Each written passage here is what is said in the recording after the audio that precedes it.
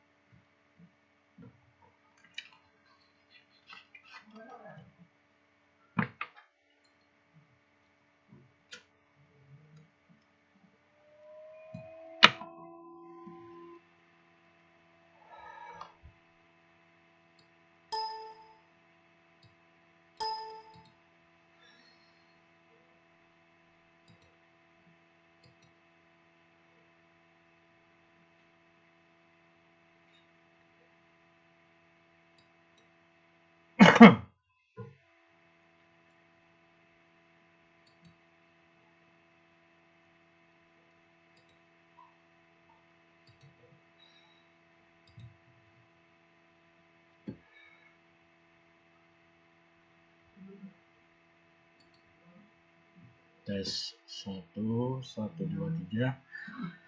Bapak Ibu, apakah suara saya terdengar di tempat Bapak Ibu? Ya, dengar Pak. Ya ini, Dengar Bapak. ya koneksi saya agak bermasalah. Baik, selamat sore Bapak Ibu, selamat malam maksud saya. Assalamualaikum warahmatullahi wabarakatuh. Waalaikumsalam warahmatullahi wabarakatuh. Bapak Ibu, untuk sementara saya matikan kamera saya karena jaringannya agak lelet ya ini. Nah, saya menggunakan tethering, jadi dan sebagai host biasanya jaringannya agak lambat gitu ya. Baik Bapak Ibu, ini kuliah kita yang pertama dan seharusnya memang minggu lalu ya, tanggal 23. Cuma informasi saya dapat baru saja dari ketua kelas, Pak siapa ya itu ya, lupa. Pak, si ketua kelasnya sinten deh, ketua kelasnya? Mas Faisal. Mas Faisal ya. Mas Faisal, halo, apakah sudah di tempat, sudah on gitu? Oh, belum masuk nampaknya, Pak Faisal. Ya, ya, untung saja saya dihubungi, saya nanti kalau ada jadwal saya malam ini. Ya. Kemudian, ya, mata kuliah kita itu adalah ekonomi pengantar 1. Ekonomi pengantar 1 ini nanti dilanjutkan pada semester berikutnya ekonomi pengantar 2 ya, jadi untuk jurusan manajemen ada 2 ya, ilmu ekonomi yang diberikan 1 dan 2. Nah, kemudian yang 1 ini yang sekarang ini adalah lingkupnya adalah ekonomi mikro ya. Sedangkan yang 2 yang nanti mungkin semester depan Bapak Ibu akan tempuh lingkupnya adalah ekonomi makro. Jadi kita tahu bahwa teori ekonomi itu pada umumnya terbagi menjadi 2, ekonomi mikro dan ekonomi makro. Ya. Nah, Bapak dan Ibu sekalian, atau Mbak-Mbak dan Mas-Mas, Mas Faisal belum masuk ya? Apa masih di jalannya?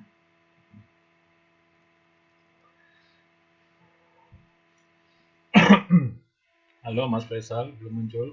Ya, belum. Sebelum Mas, kenapa Bu? Kemungkinan baru cari sinyal Pak. Ya Karena itu. hujan. Betul, di Jogja juga sudah hujan ini. Yeah. Gitu suaranya ini. Ini kendala kita di online ini adalah itu ya sinyal jaringan. Nah, sayangnya memang jaringan 5G ini belum dapat digunakan secara massal. Nah, saya memperkirakan mungkin di akhir tahun ini jaringan 5G itu sudah bisa digunakan oleh masyarakat umum ya. Yang kecepatannya sangat luar biasa. Kalau yang 4G yang kita gunakan sekarang ini, itu kan kecepatannya paling banter yo 2 mega, 3 megabyte gitu, dengan 3 megabit begitu ya. Tapi kalau 5G itu informasinya adalah bahwa kecepatannya bisa mencapai 10 gigabit per second ya. Sehingga katanya kalau kita mendownload video yang volumenya video itu adalah 100 mega, itu kalau kita sekarang download itu kan nunggu 1 jam belum selesai juga. Tapi kalau menggunakan 5G, ya, 5G itu hanya 3 sampai 4 menit sudah selesai. 3 sampai 4 detik ya. Uh, volume video yang besarnya itu 100 megabyte. Sangat luar biasa kecepatannya. Tentu saja sampai saat ini belum ada regulasinya sehingga hanya boleh digunakan oleh beberapa pihak saja ya. Nah, oleh karena itu Bapak Ibu nanti siap-siap nabung untuk mengganti HP-nya ya. Karena nanti kalau 5G-nya sudah masuk, sudah bisa kita akses, maka HP smartphone yang kita gunakan saja sudah tidak bisa digunakan lagi ya. Harus ganti HP gitu ya. Gitu. Baik, Bapak dan Ibu, sambil saya ngomong gini, silahkan kalau ada yang menyelang ya silahkan, ya, tidak apa-apa. Jadi tidak perlu menunggu saya mempersilahkan gitu, tetapi silahkan saja saya sambil ngomong, sambil bicara gini, Bapak Ibu ingin menyampaikan sesuatu, saya persilahkan ya, boleh melalui chatting, boleh langsung ya, atau raise hand dan seterusnya. Saya persilahkan. Ya. Baik. Kemudian Bapak Ibu, apakah sudah membuka atau mengakses LMS atau jurnal learning kita? Sudah, Pak. Sudah, Jay? Ya. Kalau gitu saya akan memperlihatkan dulu layout jurnal learning. Ya. Oke, ini karena ini kan semuanya Bapak Ibu menulis di chatroom nama dan nomor mahasiswa ya. Nah, di jurnal learning kita itu sudah saya buatkan tempat khusus untuk presensi ya. Coba saya buka dulu, mudah-mudahan lancar nih. Ya. Nah, ini dia. Halo. Halo. Apakah kelihatan? Terlihat? Kelihatan, Pak. Terlihat ya. Nah, ini saya khawatir karena tadi siang saya juga dengan cara Kelihatan, Pak. Nggak kelihatan ya ini karena anunya belum nyampe di sana di tempatnya Ibu ya. Mohon maaf Bapak untuk daftar hadir hari ini di LMS atau di chat ya Pak? Apanya, Bu? Daftar hadir untuk hari ini. Di LMS, Bu ya. Jadi semua aktivitas perkuliahan pintu masuknya itu adalah LMS ya. Jadi usahakan kalau kita online itu usahakan masuk dulu ke LMS ya untuk presensi. Nah, ini kelihatan enggak nih situsnya webnya LMS?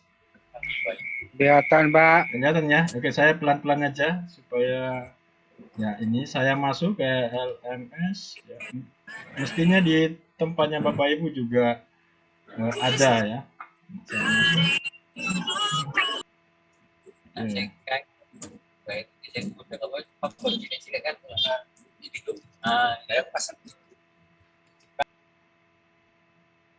Ya, oke. Sudah masuk ini di kelas, masuk di kelas kita ekonomi pengantar 1.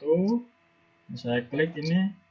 Nah, ini kita sudah masuk di kelas LMS khusus untuk kelas mata kuliah ekonomi pengantar 1 ini ya. Nah, layoutnya adalah seperti ini Bapak Ibu ya. Yang pertama itu ada kata sambutan lah ya, welcome speech istilahnya. Nah, dalam bentuk video tapi nanti saya tidak tampilkan juga. Kemudian berikutnya ada kontrak kuliah dan rencana pembelajaran 1 semester ini. Nah, jadi topik 1 itu apa, topik 2 itu apa, dan seterusnya nanti saya akan tunjukkan. Kemudian juga ada jadwal kuliah, kemudian ada pengumuman ya dan informasi kuliah, bisa saja misalnya saya berhalangan hadir gitu, kita kuliahnya ditunda apa diganti dengan hari yang lain misalnya, atau informasi-informasi lain yang terkait dengan perkuliahan kita, itu nanti saya akan tampilkan di sini, Bapak Ibu tinggal mengklik nanti. Nah, ini yang terpenting, bawahnya itu adalah presensi kuliah. Ya, presensi kuliah. Oke, presensi kuliah ini, aturan mainnya, ini jam berapa ini? 19.44. Oke, nanti saya yang akan mempresensi manual ya. Nah, untuk mata kuliah kita ini, untuk Bapak Ibu yang mengikuti kelas saya, mata kuliah apapun juga, maka model presensi saya seperti ini ya. Kehadiran 30 menit pertama itu saya diberikan reward ya, penghargaan 10 poin. Kemudian berikutnya kehadiran setelah 30 menit tetapi tidak lebih dari 1 jam, itu akan mendapatkan 5 poin ya. Kalau hadirnya itu atau presensinya di sini itu lebih dari 60 menit atau 1 jam, maka hanya mendapatkan 1 poin. Tuh ya. Nah, lalu kalau tidak hadir ya tentu saja nilainya 0 ya, alfa ya. Nah, ini kemudian nanti akan terkumpul di akhir kuliah kita di pertemuan yang ke-16 nanti ya, setelah UAS tentunya akan dihitung dan poinnya ini adalah bobotnya adalah 10% ya, kontribusinya terhadap nilai akhir Bapak Ibu ya.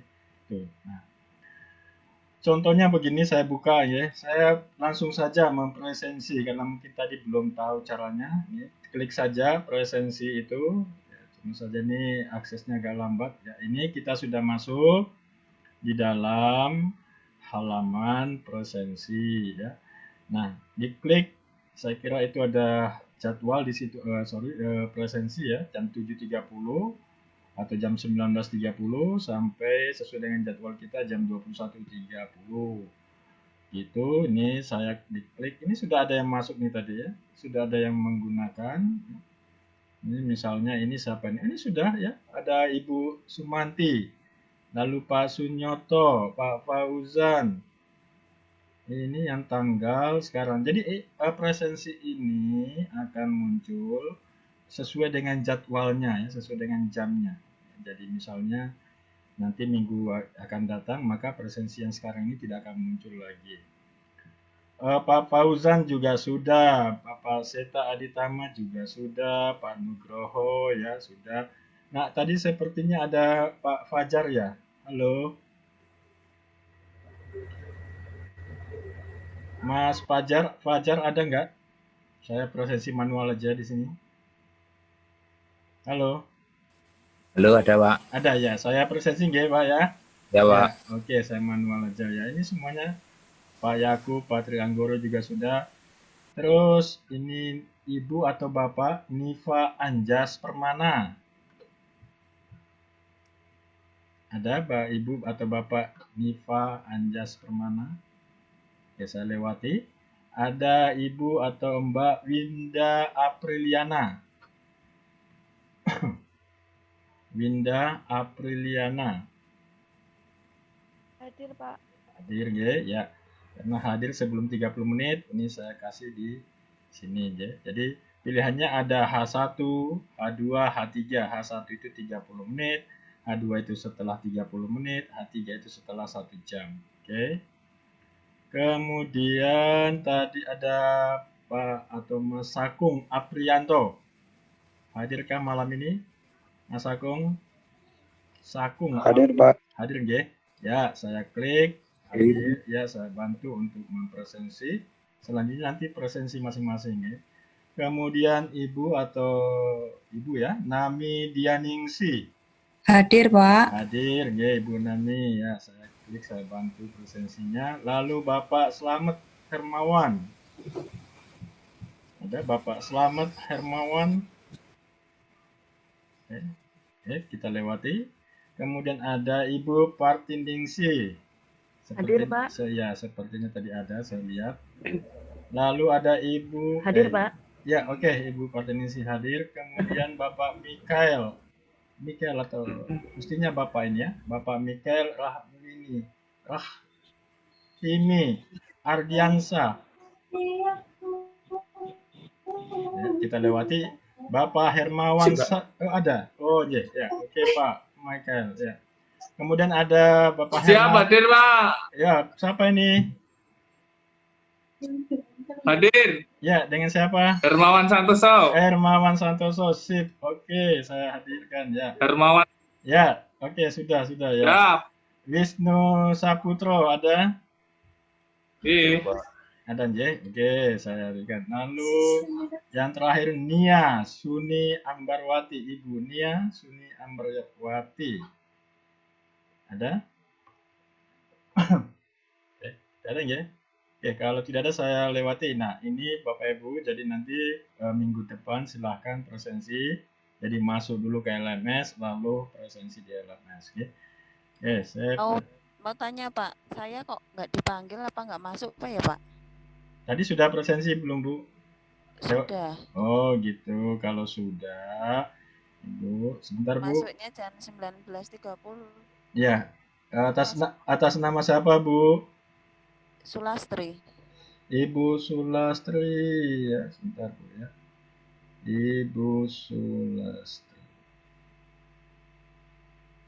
Sulastri ya, sudah nih Bu. Ini kelihatan Bu di tempat Ibu. Ya ini, Ibu tadi kan. Makasih Pak. Ya, self recorded ya, berarti Ibu sendiri yang mempresensi. Nanti kedepannya juga begitu ya.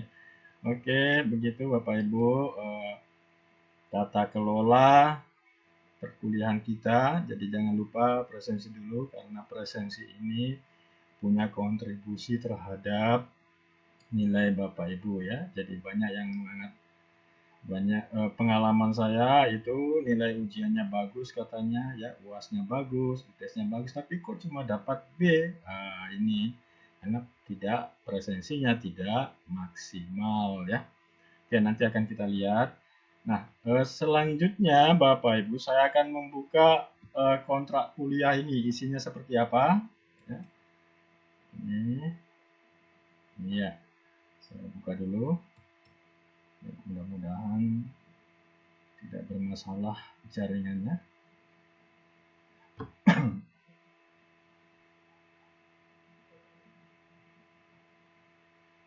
Nah, Bapak Ibu juga bisa melihat ya, masuk di LMS, melihat fasilitas-fasilitas yang ada di dalam LMS itu. Nah, ini sudah terbuka ya, Bapak Ibu bisa dilihat ya. Ya, nama mata kuliah Ekonomi Pengantar 1, SKS-nya 2.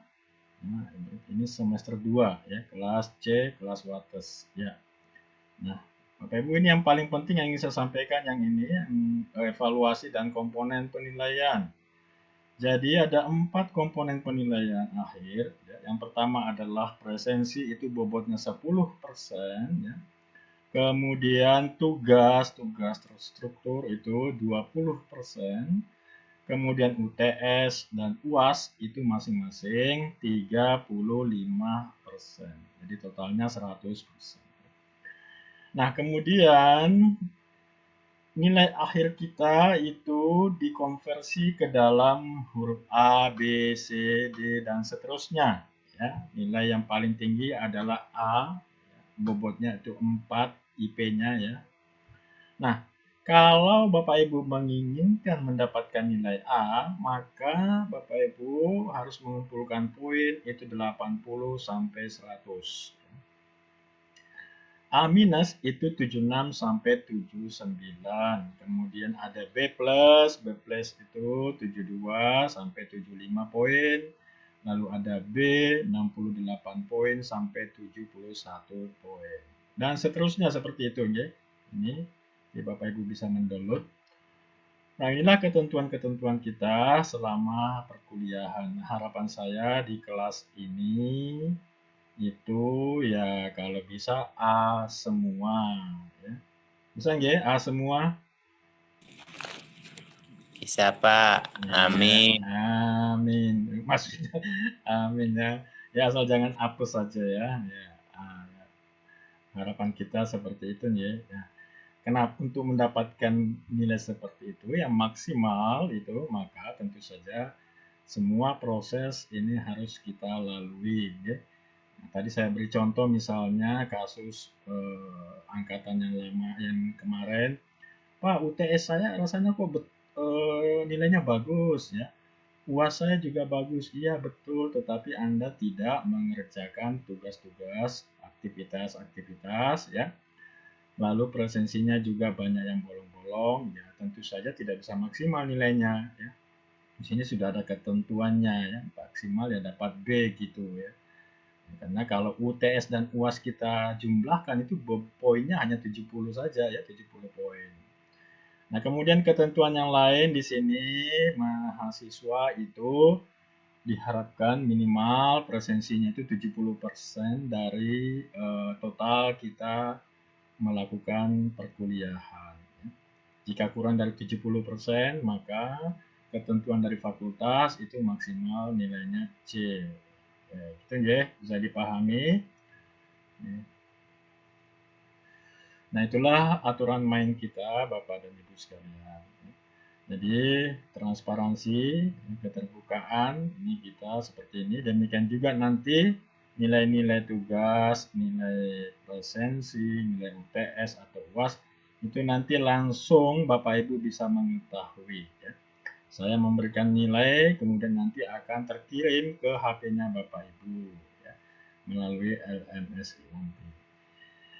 Baik, sehingga Bapak Ibu nanti harapan saya tidak ada protes-protes gitu ya, karena memang sesuai dengan performance, sesuai dengan kinerja masing-masing.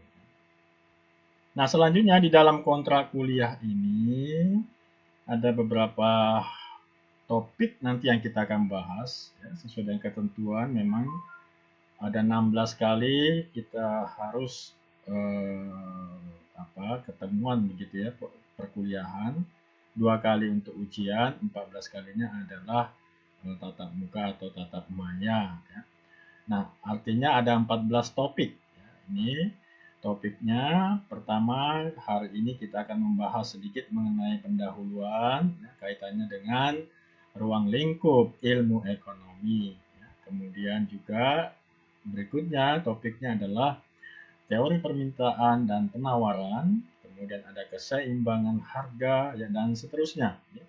Sampai pada topik yang ketujuh itu tentang bagaimana mengelola biaya perusahaan, dan kemudian ada UTS.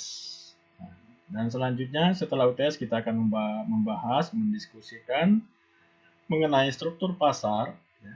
Kita mengenal ada beberapa macam struktur pasar, ada yang persaingan sempurna, seperti misalnya di pasar tradisional, kemudian ada monopoli ya, seperti misalnya Pertamina, PLN ya, kemudian ada monopolistik dan juga ada oligopoli ya.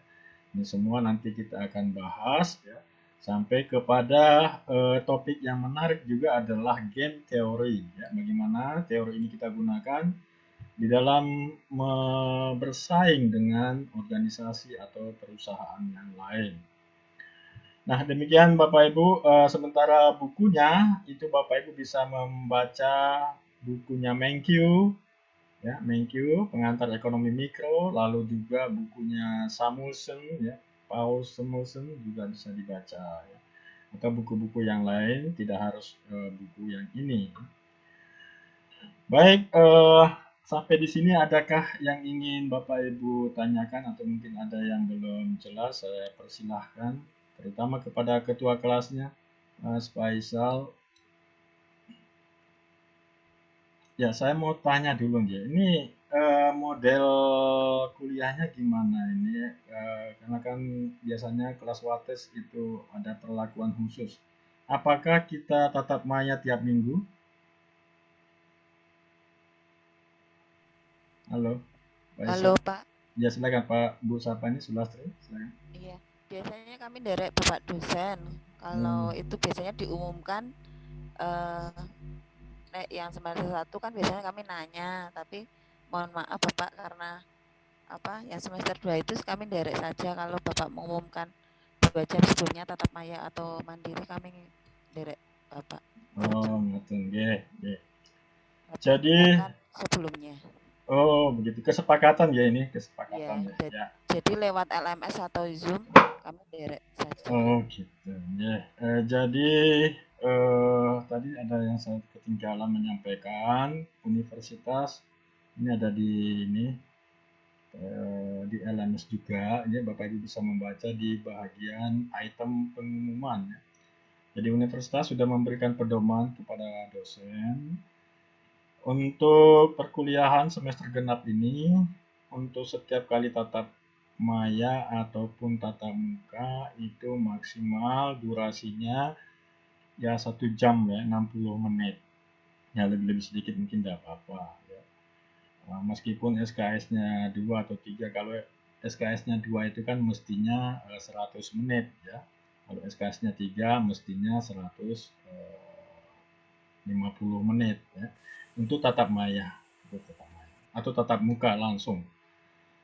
Nah, oleh karena itu kita mungkin jadi kalau saya dibatasi dengan 60 menit untuk menjelaskan satu topik, saya sudah protes kepada universitas, warnet saya ekonomi.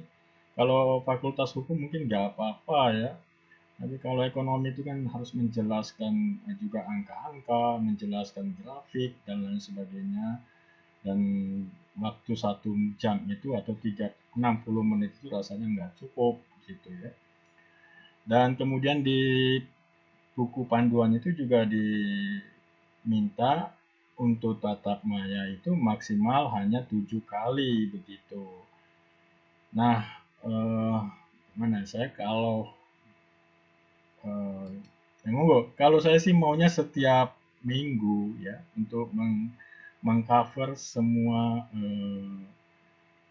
mata kuliah kita, kecuali mungkin Bapak Ibu, jadi katakanlah sebelum UTS ini ada 3 atau 4 kali tatap maya, tetapi waktunya mungkin kita tambah-tambah sedikit. Jadi 1 kali tatap maya itu kita membahas katakanlah 2 topik begitu ya. Bagaimana Ibu Sulastri atau ketua kelasnya? Saya cuman wakilnya Pak Mas Faisal. Oh ada wakilnya juga. Wah, ini wakil presiden dan presiden. Nah, gimana Bu? Pokoknya kami derek saja Bapak. Oh, ngaten ya, oke. Kalau begitu ya. Karena kalau kami yang memutuskan itu kami bermacam-macam toh Pak. Ada mahasiswa berapa itu 37 dengan bermacam-macam pendapat. Kalau tidak dari kampus sendiri yang memberi kebijakan, kami malah nanti minta ini minta itu. Nah, itu derek saja lah. Ya. Derek dari kampus itu kebijakannya bagaimana, kami derek. Tapi suatu saat nanti dalam perjalanan mungkin mahasiswa ada yang usul ya, bagaimana mungkin melihat dari itu nanti bisa dirubah. Itu ya Pak. Baik Ibu, terima kasih masukannya. Yang penting jalan sesuai apa ini, karena pandemi ini ya kita maklum semuanya, dan kami mohon maaf kalau mungkin ada teman-teman itu pas kuliah itu nggak bisa karena sinyal atau halangan mati listrik atau bagaimana ya Bapak, mungkin nggak bisa ngikut itu ya. Dari awal kami mohon maaf ya. Betul itu. Ya betul sekali Bu Nasri. Jadi harapan kita memang ini bisa berjalan lancar ya, dan memang kendalanya ya sinyal ini di online ini kan kendalanya sinyal ya. Nah, segalanya semuanya bisa kita maklumi. Nah, saya punya konsepnya tadi itu ada 14 topik ya. Jadi kita mungkin sebelum UTS itu mungkin bisa 3-4 kali, dan demikian juga setelahnya. Jadi konsepnya begini Bu, jadi setiap kali pertemuan itu mungkin 2 topik ya, mungkin waktunya lebih 1 jam sedikit gitu ya, 1 jam 1 menit gitu ya, boleh ya Bu ya? Ya, jadi setiap tatap maya atau tatap maya ini mungkin 2 topik yang kita bawakan. Hanya memang pada perdana ini saya akan menyampaikan 1 topik, selanjutnya untuk hari Selasa depannya kita bahas 2 topik ya, dengan secara ekspres. Yang penting Bapak Ibu bisa mendapatkan poin-poin penting dari setiap topik yang kita diskusikan. Ya. Oleh karena itu saya kira diperbanyak diskusinya, Ibu, Bapak Ibu memperbanyak pertanyaan itu jauh lebih baik. Ya. Jadi rasa ingin tahu itu sangat membantu kita untuk mengeksplorasi, melakukan pengayaan terhadap topik atau materi yang akan kita kuliahkan. Gitu. Baik itu Bapak Ibu, saya lanjutkan dulu, ini malah ngobrol terus, saya lanjutkan dulu ke LMS-nya lagi, tentang layout-nya. Sebentar Bapak Ibu, ya.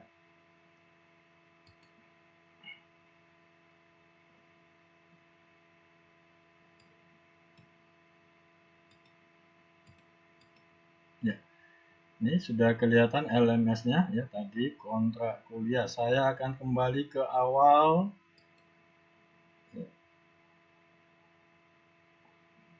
Oke. Nah, setelah kontrak kuliah, setelah itu ada presensi, ada pengumuman.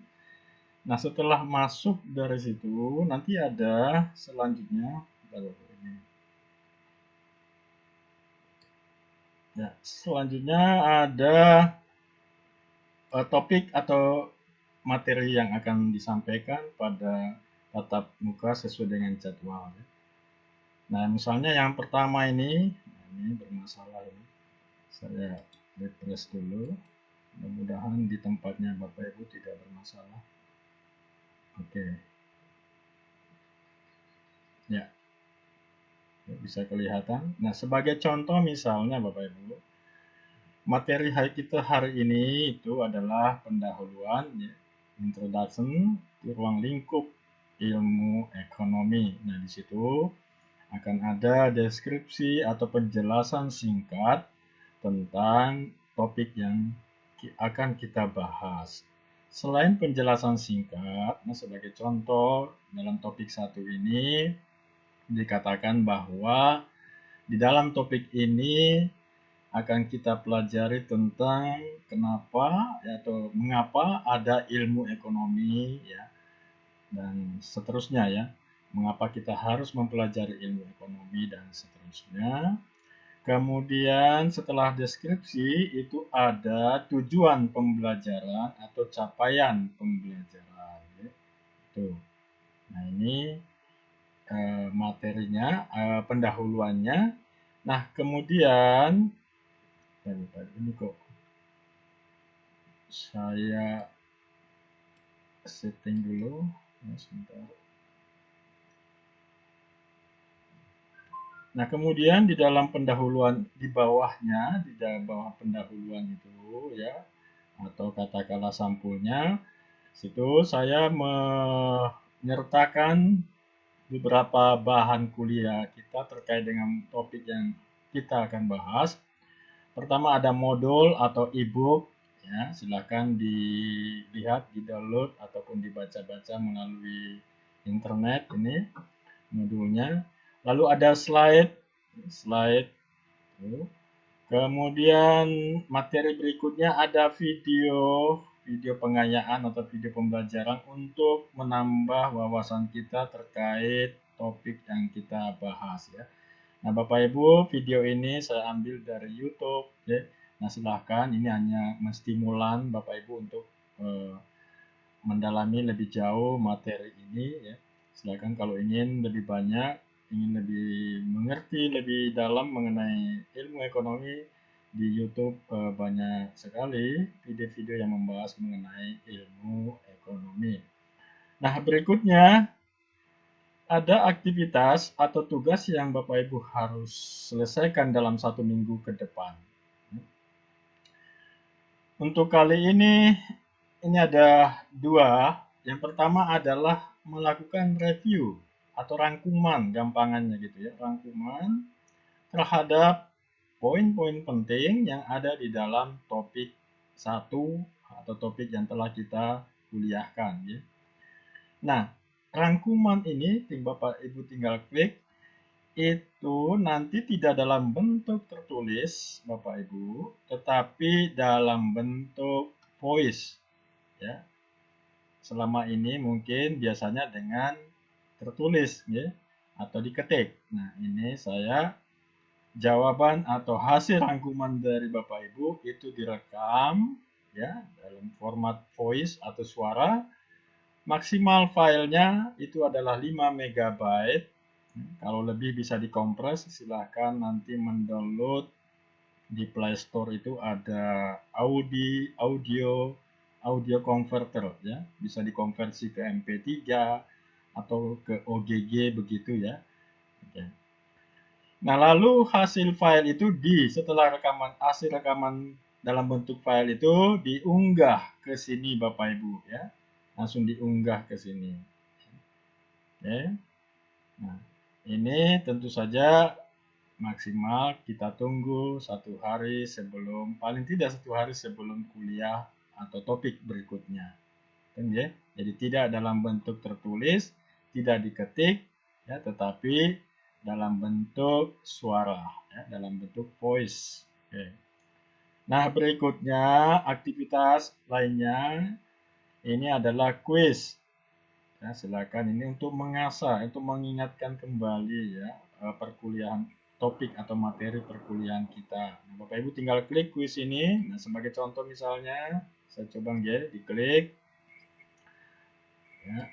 Nah, ini kuisnya ini ya biasa ABCD ya, multiple choice. Yang multiple choice, misalnya contoh ini ya, sumber daya yang terbatas ini dan seterusnya ya. Ada contoh-contoh ini, tinggal milih salah satu mana yang dianggap jawaban-jawaban yang paling benar. Ya. Nah, ini otomatis nilainya akan muncul ya, sesuai dengan jawaban kita. Tuh. Nah, terkait dengan kuis ini Bapak Ibu, setiap Bapak Ibu diberi kesempatan 2 kali ya, untuk mengerjakan ini. Kalau dirasakan yang pertama tidak tepat, bisa dilanjutkan untuk yang kedua kali. Ini ada waktunya. Bapak Ibu bisa lihat di sebelah kanan itu. Setiap kali membuka itu diberi waktu 1 jam. Ya. Setelah 1 jam akan tertutup dengan sendirinya. Sebentar ini. Ada suara-suara ya. Ya, oke. Jadi setiap kali mengerjakan ini waktunya adalah 1 jam dan masih diberi kesempatan 1 kali untuk mengerjakan lagi ya.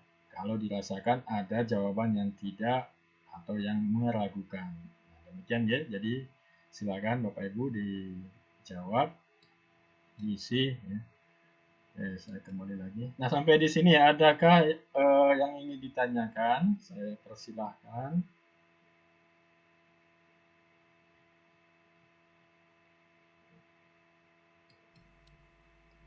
Mohon bertanya Bapak.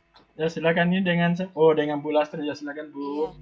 Iya. Itu tadi yang kuis, yang berkaitan kuis yang merekam suara itu berarti untuk hari ini sudah mulai ini Bapak.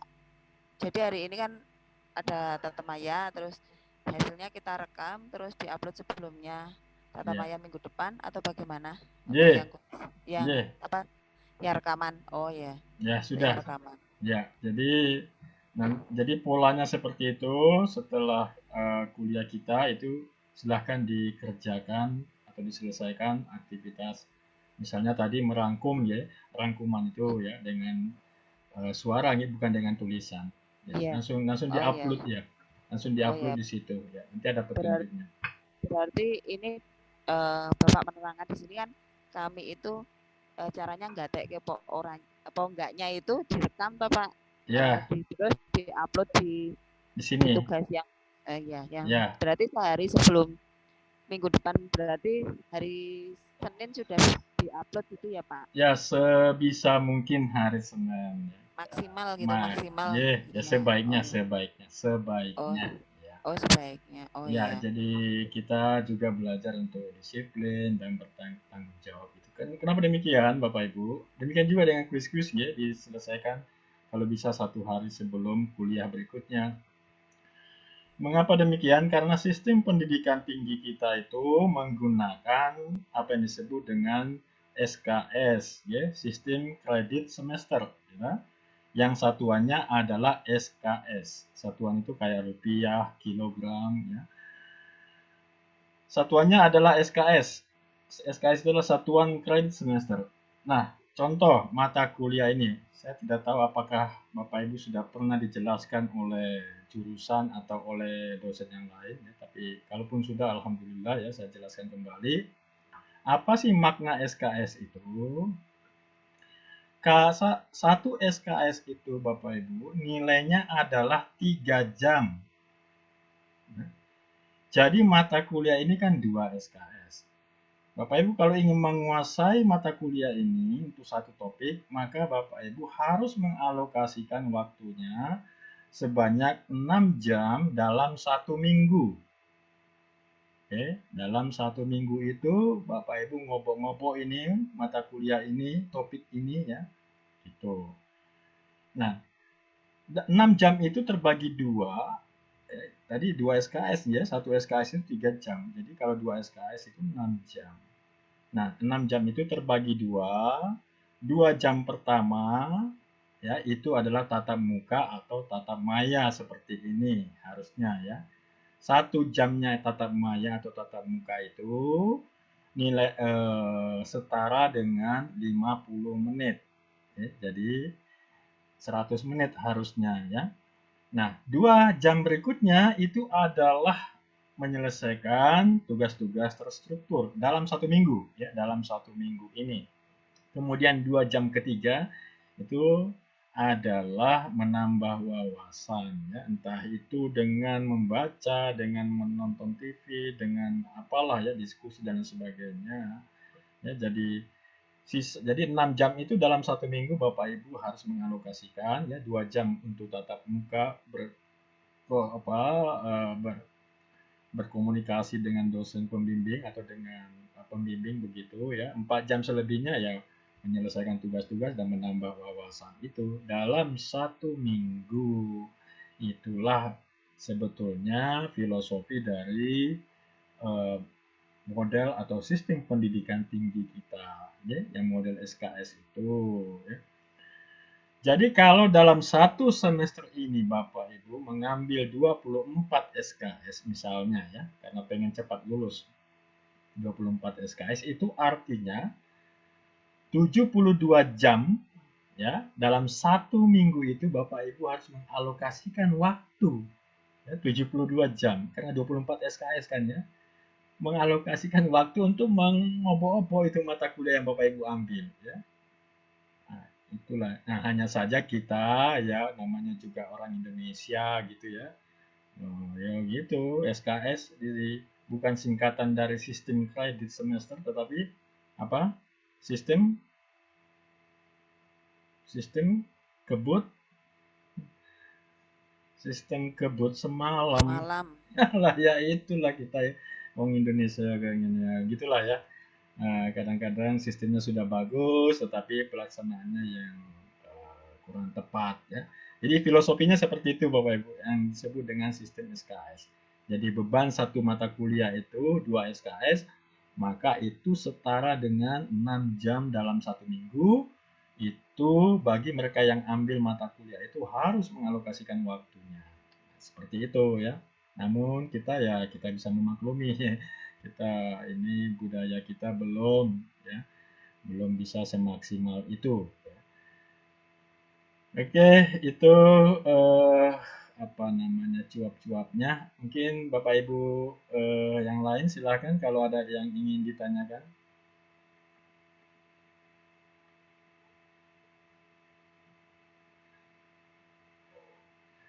Baik, kalau tidak ada, saya akan membuka pendahuluan ini. Saya share screen dulu. Bapak Ibu bisa bertanya juga melalui chat room ya. Saya tunggu di chat room bisa juga ya. Ya, saya buka dulu. Saya kalau menggunakan PowerPoint biasanya agak lambat. Saya buka pakai apa ya ini ya, pakai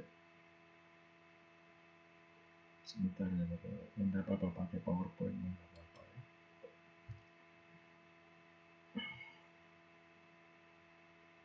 Baik, apakah slide-nya saya sudah terlihat? Sudah, Pak. Dan ya, saya tidak perlu men-slideshow ya. Kalau saya slideshow biasanya Nggak apa-apa, saya coba slideshow. Jaringannya agak, ya sebentar saya slideshow dulu. Oke, ya mudah-mudahan tidak bermasalah ya. Baik, topik yang pertama ini pada kesempatan ini kita bahas satu topik dulu ya. Nanti minggu depan kita bahas 2 topik.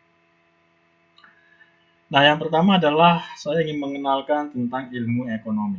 Yang pertama-tama sekali adalah pertama itu adalah mengenai perbedaan antara ilmu ekonomi, manajemen, dan akuntansi.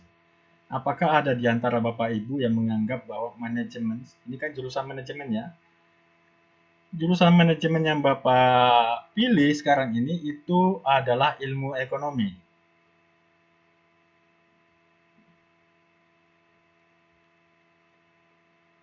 Halo? Halo Pak, Ya?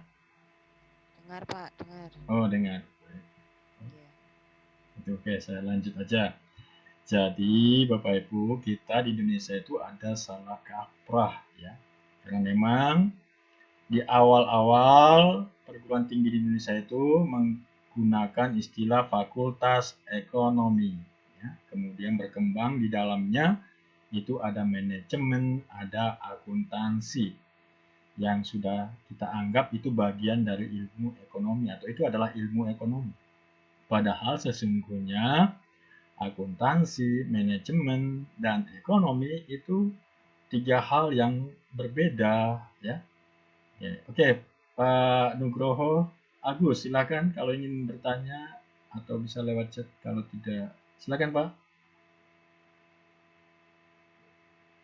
Yang raise hand.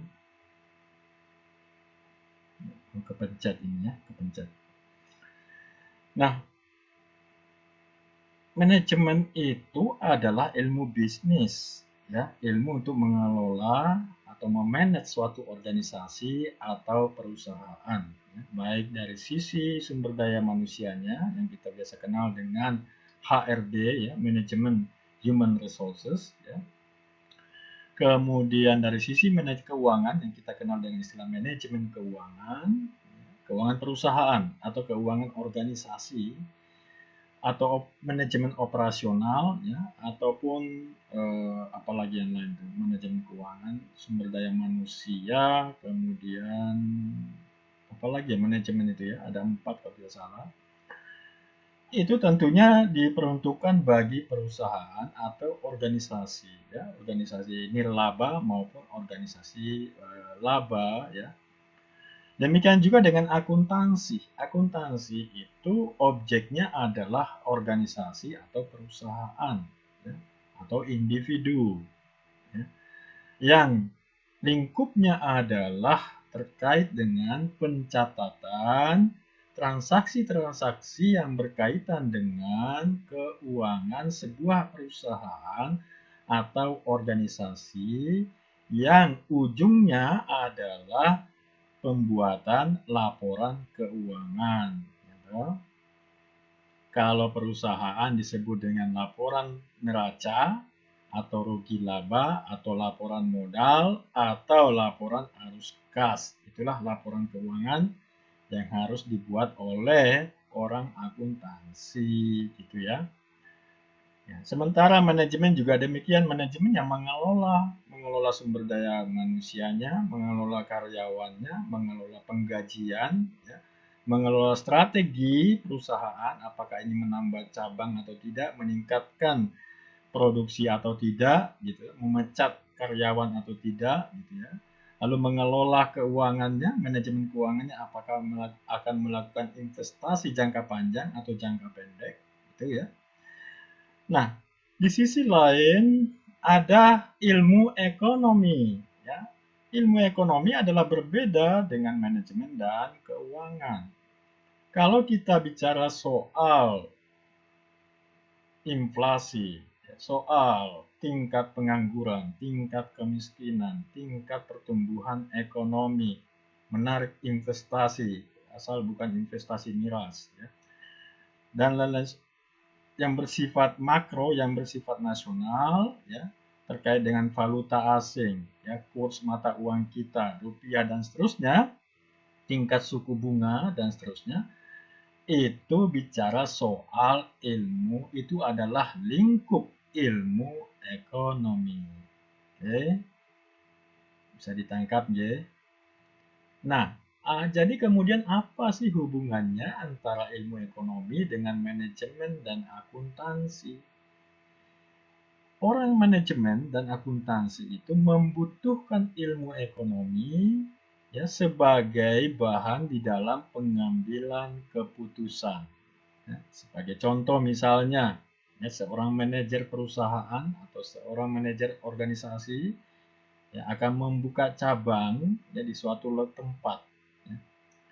Tentu saja yang menjadi pertimbangan adalah tingkat pendapatan penduduk di lokasi yang bersangkutan, ya.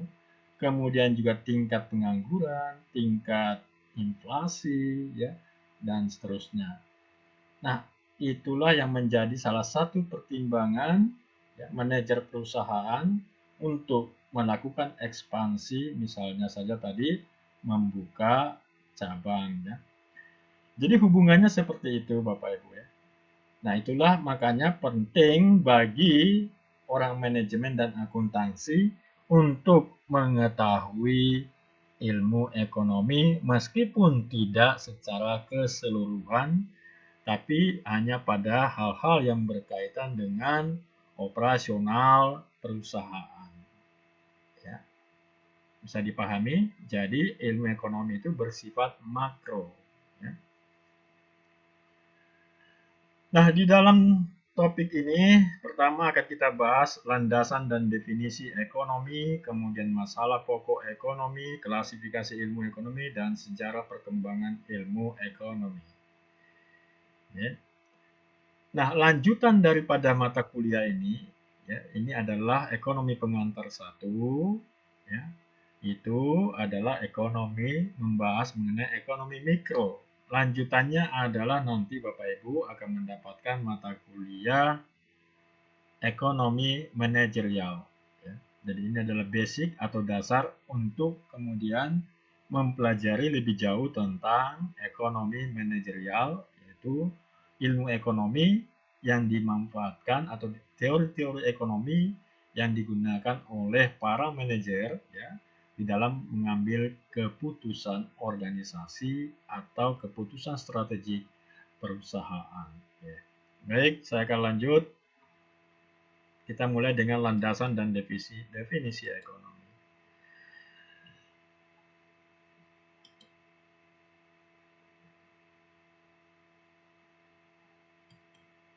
Ya.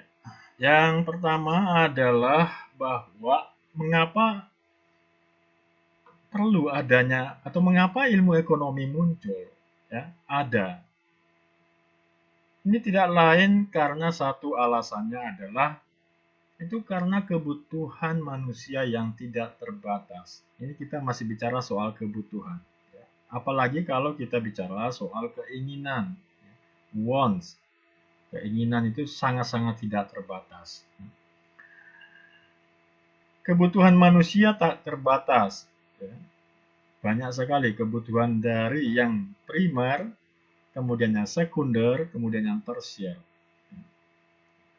Punya baju 1, pengen punya baju 2. Punya baju 2, pengen baju 3. Seperti itu ya. Dan seterusnya. Nah, di sisi lain, sumber daya, ya, ternyata sumber daya ekonomi atau faktor-faktor produksi itu jumlahnya terbatas. Ya. Sehingga dua hal inilah harus dikelola dengan baik agar bagaimana supaya kebutuhan manusia itu bisa terpenuhi dan di sisi lain juga terpenuhi dengan sumber daya yang jumlahnya terbatas. Apa saja sumber daya itu? Sumber daya ekonomi itu antara lain sumber daya manusia dan sumber daya bukan manusia. Sumber daya manusia itu adalah tenaga kerja, ya, dan kemudian keahlian atau kemampuan menjalankan usaha yang kita sebut dengan wirausaha. Sedangkan yang dikelola adalah sumber daya bukan manusia. yang biasa kita sebut dengan sumber daya alam. Antara lain adalah ya bahan-bahan mentah ya, sumber daya alam, dan ditambah dengan modal atau capital.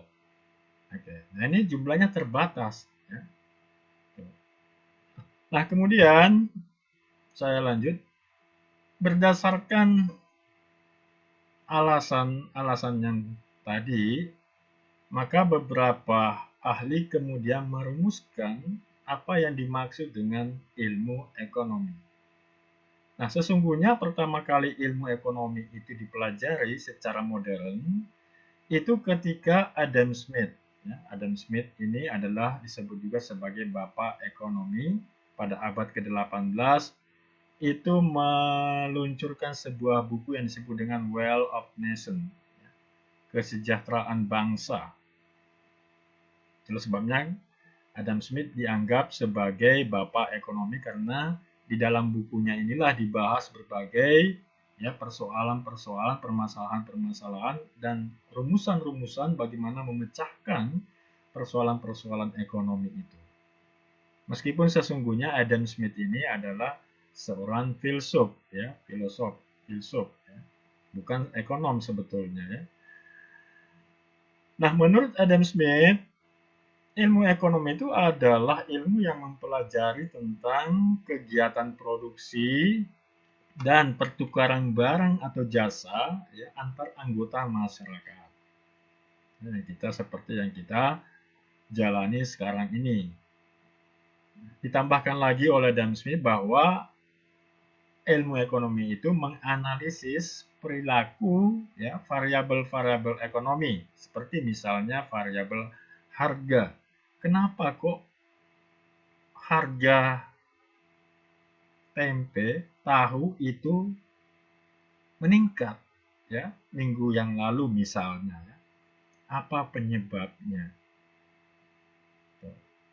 Dan juga bicara soal produksi. Berapa banyak sih yang harus diproduksi oleh perusahaan agar supaya perusahaan itu tidak rugi, ya, mendapatkan laba yang maksimal dan kesempatan kerja. Ya. Berapa banyak yang bisa diserap oleh sebuah entitas bisnis atau perusahaan terhadap jumlah tenaga kerja yang bisa diserap.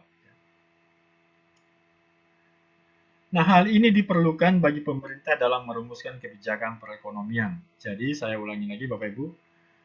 Terkait dengan ekonomi, maka penyelesaiannya adalah melalui kebijakan ekonomi ya, untuk mengatasi permasalahan ekonomi itu yang hanya dapat dilakukan oleh pemerintah. Nah, beda halnya dengan manajemen tadi. Ya, manajemen kita bisa mengendalikan. Si manajer bisa mengendalikan. Sebagai contoh misalnya inflasi. Terjadi inflasi, harga barang meningkat dengan tajam. Ya. Nilai uang itu semakin rendah. Nah, siapa yang bisa mengatasi inflasi? Seorang direktur perusahaan tidak bisa mengatasi inflasi. Ya. Yang bisa mengatasi inflasi adalah pemerintah melalui kebijakan-kebijakan harga atau kebijakan pasar. Jadi sekali lagi, kalau ekonomi, permasalahan ekonomi itu hanya dapat diselesaikan oleh pemerintah melalui kebijakan ekonomi. Ya. Kita, masyarakat, individu, itu hanya ikut saja. Beda halnya kalau perusahaan. Saya punya perusahaan, saya ingin meningkatkan produksi, saya ingin membuka cabang, maka yang memutuskan adalah saya sebagai pemilik perusahaan itu. Oke. Nah, berikutnya ilmu ekonomi nanti tinggal dibaca aja ya. Ilmu ekonomi juga bicara soal uang, ya, suku bunga, kemudian modal atau investasi, dan juga kekayaan ya, yang dimiliki oleh masyarakat. Apa itu? Jadi ilmu ekonomi itu bisa akan menganalisis ya. Kenapa kok seseorang itu konsumsinya tinggi, kenapa seseorang itu konsumsinya rendah. Gitu ya. Salah satu faktor yang mempengaruhi konsumsi itu adalah kekayaan seseorang. Oke. Baik, saya lanjutkan. Silakan kalau ada yang ingin ditanyakan langsung saja, ya. Saya tidak perlu menunggu saya mempersilakan. Nah, di samping definisi yang disampaikan oleh Adam Smith tadi, juga ada beberapa ahli, antara lain adalah Paul Samuelson, ya. Itu mengatakan bahwa ilmu ekonomi itu adalah ilmu yang mempelajari tentang bagaimana kita itu memilih menggunakan berbagai sumber daya yang terbatas jumlahnya, yang langka adanya, dan di mana sumber daya itu mempunyai alternatif penggunaan yang lain untuk memproduksi berbagai macam barang dan jasa, ya, dan kemudian mendistribusikan untuk dikonsumsi oleh masyarakat saat ini dan di masa yang akan datang. Ini menurut Paul Samuelson.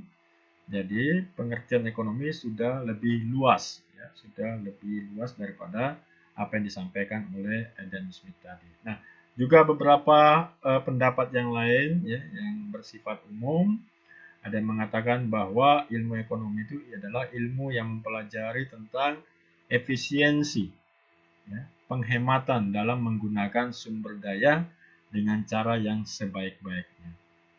Oleh karena itulah di dalam ilmu ekonomi ada pameo, pepatah, dengan pengorbanan yang tertentu akan mendapatkan hasil yang sebanyak-banyaknya, semaksimal mungkin, ya. Namun kadang-kadang dipelesetkan, ya. Dengan modal yang kecil akan mendapatkan untung yang sebesar-besarnya. Nah, itu yang tidak mungkin, tidak ada seperti itu. Oke, lanjut lagi. Berikutnya, Bapak Ibu, kita masuk ke masalah pokok yang dihadapi di dalam perekonomian. Masalah pokoknya adalah apa dan berapa banyak yang harus kita produksi dan apa yang harus diproduksi. Lalu bagaimana memproduksinya dan untuk siapa itu diproduksi? Apakah untuk lokal, atau untuk diekspor dan seterusnya, ya. Nah, hal ini muncul, pertanyaan-pertanyaan ini sebagai suatu masalah di dalam ekonomi. Mengapa? Karena tadi itu sumber daya yang ada di dunia ini, di bumi ini sifatnya langka, ya, terbatas. Sementara kebutuhan manusia itu tak terbatas. Nah, inilah yang kemudian memunculkan bagaimana supaya, ya, sumber daya ekonomi, ya, sumber daya manusia dan sumber daya alam itu dikelola dengan baik agar supaya, ya, kebutuhan manusia itu bisa terpenuhi. Oke, itu, ya. Nah, kemudian Bapak Ibu berikutnya adalah untuk mengatasi permasalahan-permasalahan ekonomi itu, ini sangat tergantung pada sistem ekonomi yang digunakan atau yang diterapkan oleh suatu negara, ya. Misalnya saja kita mengenal bahwa ada dua kutub sistem ekonomi. Yang satu adalah sistem kapitalis, ya, yang menjunjung tinggi modal dan individu. Yang di satu sisi lain adalah sistem komunis, ya, yang sekarang memang sudah hancur, ya. Sistem komunis yaitu yang mengendalikan semua, ya, agen-agen ekonomi di negara itu. Nah, di tengahnya itu ada sistem sosial liberalis atau ekonomi campuran. Diberi kebebasan kepada swasta untuk menjalankan ekonomi, tapi juga tetap dikendalikan oleh pemerintah melalui berbagai macam kebijakan, ya. Seperti kita di Indonesia ini kita masuk dalam kategori ekonomi campuran, ya. Lebih jauhnya disebut dengan ekonomi kerakyatan atau ekonomi Pancasila. Meskipun demikian kita juga bingung, ya, apa sih ekonomi Pancasila itu, apa sih ekonomi kerakyatan itu, ya, masih menjadi tanda tanya bagi kita. Jadi begitu, ya. Jadi kalau kapitalis sistem kapitalis itu memberikan keleluasan kepada individu yang memiliki modal untuk berusaha, bahkan didukung oleh pemerintah. Ya. Silakan kamu berusaha, bersaing, ya, saling makan, saling menerkam satu sama lain. Yang penting kamu bisa menghasilkan produk dan jasa, ya, untuk memenuhi kebutuhan masyarakat kita. Seperti itu. Sehingga muncullah yang disebut dengan kaum kapitalis, kaum pemodal, ya. Nah, di sisi lain ada sistem ekonomi komunis. Sistem ekonomi komunis di dalam menyelesaikan permasalahan ekonomi itu menggunakan model otoriter, ya, yang mengendalikan semua sumber daya di negara komunis itu adalah penguasa atau pemerintah. Oke. Seperti misalnya di mana? Di Cina. Ya. Di Cina semua sektor ekonomi itu dikuasai oleh pemerintah. Ya. Oke, gitu ya. Oke, kita lanjut sedikit lagi, satu lagi. Ya, berikutnya adalah pemahaman tentang pembagian ilmu ekonomi. Nah, ilmu ekonomi bisa kita golongkan, itu garis besarnya adalah ekonomi deskriptif, teori ekonomi, dan ekonomi terapan. Ya.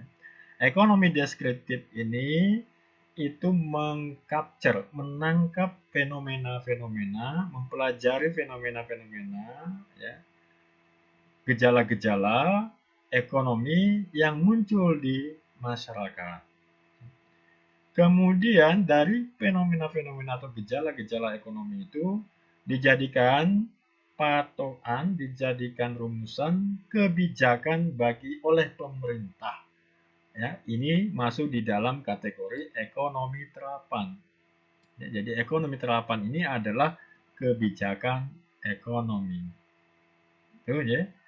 Nah, di tengahnya itu ada teori ekonomi. Yang kita pelajari sekarang ini itu adalah teori ekonomi yang terbagi menjadi dua, tadi sudah saya sampaikan.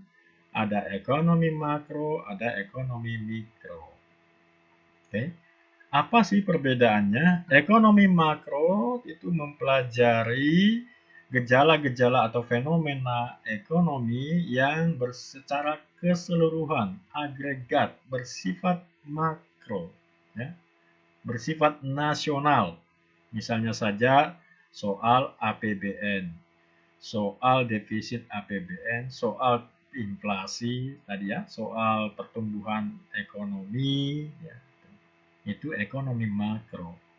Sementara teori ekonomi mikro ini mempelajari gejala-gejala atau fenomena-fenomena ekonomi, ya, bagi individu atau perusahaan. Jadi misalnya saja mempelajari perilaku konsumen. Kenapa kok itu, ya, konsumen itu di masa pandemi ini, ya, konsumsinya berkurang misalnya, ya. Atau dari sisi produsen, kenapa kok produsen itu mengurangi produksinya saat ini di masa pandemi ini? Apa sih sebabnya? Nah, gitu ya. Atau dengan kasus yang lain misalnya, kenapa ya kok di pasar itu harga satu ikat sayur itu harganya Rp1.000 misalnya.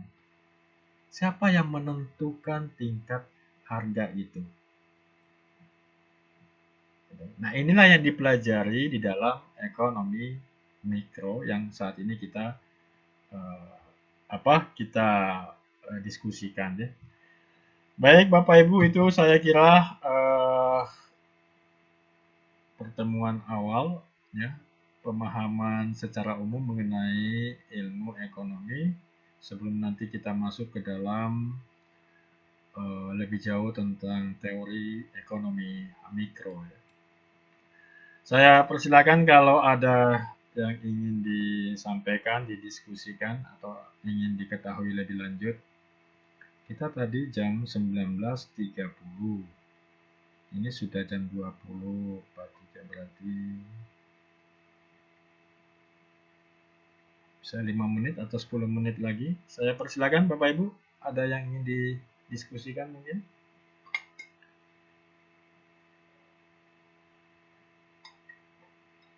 Ya Pak Nugroho ya, ini raise hand. Silakan Pak Nugroho. Atau yang lain mungkin? Pak Sahdan, ya. Oh, Pak Sahdan itu siapa ini? Ya, Pak Sahdan silakan.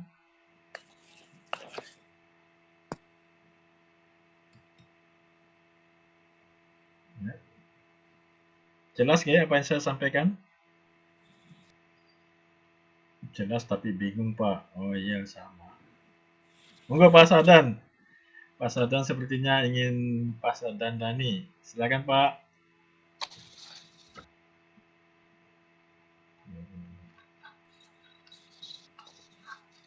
Ya, silakan.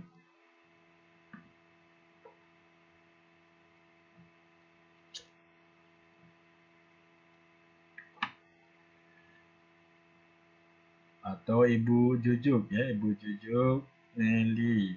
Silakan Ibu kalau ingin ingin ditanyakan terkait topik kita.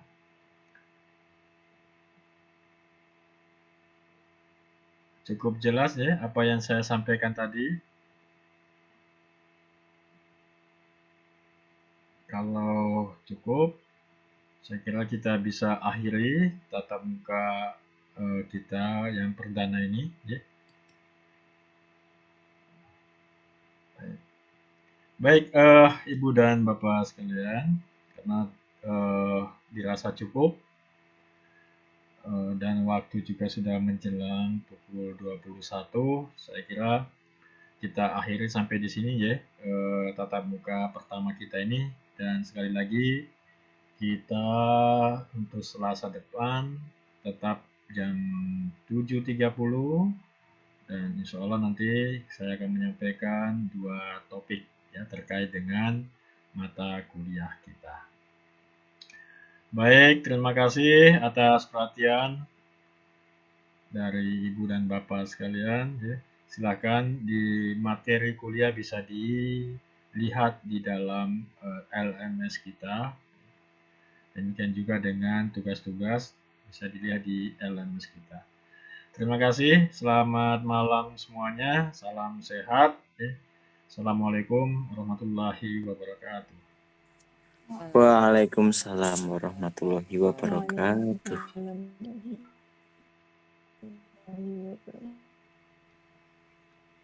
Waalaikumsalam warahmatullahi wabarakatuh.